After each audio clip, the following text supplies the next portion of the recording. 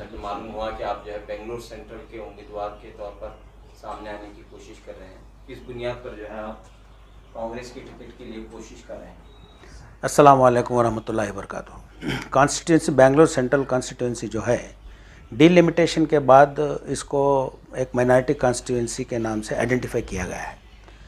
इससे पहले जो था वो बेंगलुरु नॉर्थ से एक माइनॉरिटी सीट चुन के आती थी, जो कि जाफ़र शरीफ साहब वहाँ तकरीबन 6-7 बार वहाँ से चुन के आए, और एक धारवाड़ साउथ, एक गुलबर्गा, 3 माइनॉरिटी कॉन्स्टिट्यूएंसीज थे।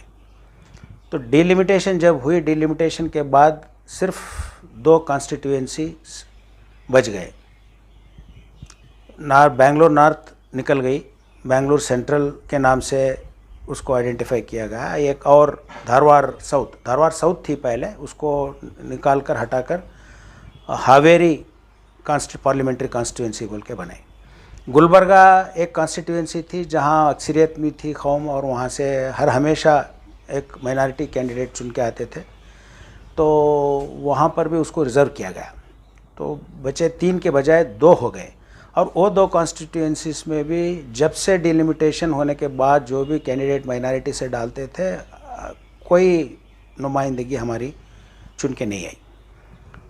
हावेरी में जब से डिलिमिटेशन हुआ, हर बार मुसलसल 3 बार भी हार चुके। एक हमारे सलीम अहमद साहब तो अच्छे नौजवान थे, और सब तमाम मुख्तलिफ़ कौमों के साथ उनका राबिता भी अच्छा था, इत्तेहाद इत्तेफाक, नॉन कंट्रोवर्शियल पर्सनैलिटी थी। बावजूद उसके आप सब जानते हैं तो हाँ, इलेक्शंस आजकल के ज़माने में इंतखाबात किन हालात में चलते हैं, कैसे होता है, सोचते कुछ अंजाम कुछ ऐसा होता है। तो मुसलसल 3 बार वो भी कामयाब नहीं रहे, कामयाब हो नहीं पाए। और सेंट्रल में भी जो है एक बार भी हमारी नुमाइंदगी चुन के नहीं। मुझे ऐसा लगता है डिलिमिटेशन प्रोसेस जो हुआ है, शायद उसमें कुछ कोताही हुई होगी। जिस अंदाज से, जिस तरीक़े से उसको करना चाहिए था, शायद नहीं हुआ होगा। जैसे कि गुलबर्गा में हर हमेशा जीत के आती थी सीट, तो वहाँ रिज़र्व करने की क्या वजह, वो हमारे समझ के बाहर है। तो जीत कर आने के कॉन्स्टिट्यूएंसीज जो है हट कर निकल कर अब ऐसे 2 कॉन्स्टिट्यूएंसीज बचे हैं। आज तक के हमारे एक नुमाइंदा भी कर्नाटक से पार्लियामेंट में नहीं आए। तो यहाँ जो हमारे 2 बार रिजवान अरशद साहब इलेक्शन को लड़े, लेकिन उनको भी उनकी बुरी कोशिश के बावजूद भी जो है वो हो नहीं पाया। तो फिर भी मुसलसल अब कुछ बचा कुछ नहीं है, और फिर डिलिमिटेशन होने तक जो हालात हैं उन हालात से हमको गुज़रना पड़ेगा। तो इस बार जो है मैं समझता हूँ कि कोई एक नए चेहरे को अगर आने से कुछ उसमें बदलाव आ सकता है, नई सोच, एक नया पैगाम और एक नया जोश, नया शोर लेकर के कौम के ताल्लुक़ से, और तमाम इस हलक़े के तमाम मुख्तलिफ़ कौमें जितने भी हैं, इन तमाम को साथ लेकर के, एकजुट लेकर के, यहाँ के ये हलक़े के ताल्लुक़ से जो मसाइल हैं उस मसाइल पर ज़ेर गौर करते हुए, चाहे तालीमी मैदान हो, तालीम के ताल्लुक़ से हो, या स्वास्थ्य के ताल्लुक़ से हो, तिब्बी इमदाद के ताल्लुक़ से हो, या माशरे के ताल्लुक़ से हो, या रोज़गार के ताल्लुक़ से हो, इन तमाम चीज़ें, बहुत मसाइल अभी जलते हुए हैं। इन मसाइल पर हमको ज़ेर गौर करना है, और इसमें एक नई सोच लेकर के एक बेदारी पैदा करना है कौम में। मैं भी एक इसमें हिस्सा ना लूँ। सर, कांग्रेस पार्टी इलेक्शन से 6 महीने पहले सर्वे कराती है, ऑब्जर्वर्स को डालती है, जिनका नाम सर्वे में आता है पब्लिक सपोर्ट पर, उनको टिकट देती है। अगर आपको कांग्रेस पार्टी चुनती है तो किन पैरामीटर्स पर आपको टिकट देगी कांग्रेस पार्टी? देखिए, मैं कांग्रेस में मेरी जो सियासी पहल हुई है वो कांग्रेस ही हुई है। एक तो मैं तकरीबन 21 साल का जब था तो मैं पहले काउंसिलर बना, म्यूनसिपल काउंसिलर बना, म्यूनसिपल प्रेसिडेंट, वाइस प्रेसिडेंट बना, और म्यूनसिपल प्रेसिडेंट के हैसियत से एक 8-10 साल काम किया, 8 साल। और वक्फ बोर्ड का चेयरमैन होते हुआ भी काम किया, मैं उस हैसियत से भी काम किया हूँ। और सेंट्रल वेयर हाउसिंग कॉरपोरेशन जो कुछ भी है, और मौलाना आज़ाद एजुकेशन फाउंडेशन में गवर्नमेंट ऑफ इंडिया का एक हल्का है, तो उसमें भी जो है मैं वहाँ बहुत बहुत बड़ी हस्तियाँ वहाँ से गुज़रे हैं मेंबर्स बन के, जो कि जहाँ अब्दुल कलाम साहब साबिक सदर थे, तो वो भी मेंबर थे, और ज़फ़र सैफुल्लाह साहब जो कैबिनेट सेक्रेटरी थे, सेंट्रल कैबिनेट सेक्रेटरी, वो तारीख़ में एक ही कैबिनेट सेक्रेटरी थे जब, तो वो भी जो है मेंबर थे।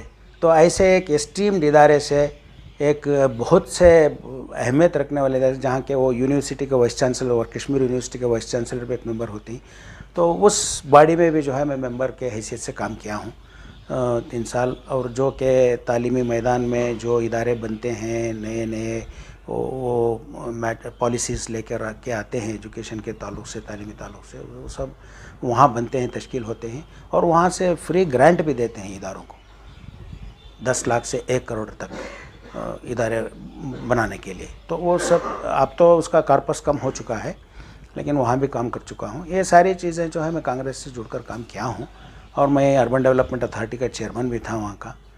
तो काफ़ी वालिद साहब भी जो है सोशल सर्विस में आए थे आज़ादी के ज़माने से, तो निजरंगप्पा जी जो एक्स चीफ मिनिस्टर थे उनके वो साथी थे।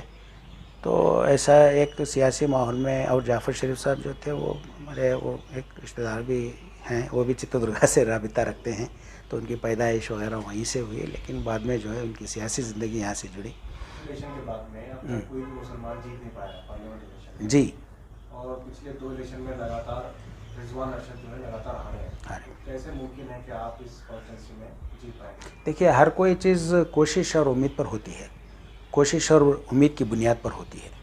तो रिजवान साहब, ऐसा नहीं कि रिजवान साहब जीत नहीं सकते थे। रिजवान भाई जब इलेक्शन लड़े तो थोड़ा क्या है, माहौल अलग था जब, तो भारतीय जनता पार्टी की वेव बहुत ज़ोरदार थी, और नए नए से आई थी पार्टी सेंट्रल में, वो वेव भी था, और एक बदलाव भी चाहती थी जब गवर्नमेंट। ये तो बदलाव लाना जो है लोगों का एक ये है वो। अभी भी 4 में से 5 में से 3 इलेक्शन 3 स्टेट जो है बीजेपी जीत चुकी है। हाँ, ऐसे वेव में कैसा एक मुस्लिम कैंडिडेट जीत पाएगा? कुछ लाए अमल, कुछ फार्मूला है आपके पास?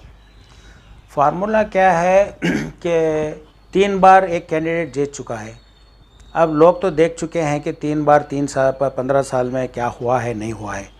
अगर हम कुछ एक नए मंसूबे को लेकर निकलते हैं, एक नई सोच को लेकर निकलते हैं, तो एक बदलाव लाने का एक हमारा वो एक एजेंडा रखकर जब निकलते हैं, तो लोगों में वो एक बेदारी आती है। और ऐसे कैंडिडेट को चुनना है जो कि अपनी कम्युनिटी का भी करे और दूसरे कम्युनिटीज़ को भी साथ लेकर जो है एकजुट होकर लेकर चलें, और हल्के के मसाइल को लेकर के उसको हल करके सबको साथ लेकर चलना है, ये ज़रूरी है। उम्मीदवार आए कामयाबी हासिल नहीं। इट्स नॉट जस्ट एक वेव आया, वेव में जीत गए, चले गए, हो गया, मतलब नहीं।